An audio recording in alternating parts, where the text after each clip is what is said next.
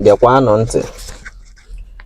Na ị na mmadụ ego ọ sị na ọ nwere abụrụ ibe eji agbalị iru maọbụ buru afọ onye ọ dịkwa alaba.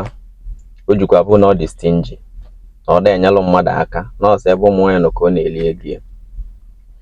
Ikekwa onye na 100,000 nwere ike ọ bụ na ife o nwere na akaụntụ ya bụ 500,000, mana ọ nwee mkpa million naira plus wee na-agbaghalị ka o mezuo ego ya wee gbuo mkpa dịrị ya, maka na otu onye ra ka mkpa na-akpị ya dị.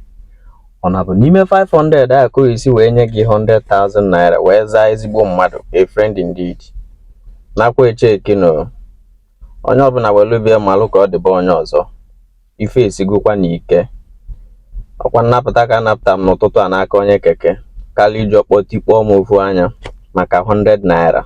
100 naira karịa bụ kịta anọ m na waterside akwụ m drip maọbụ na boromi na-anwụ drip.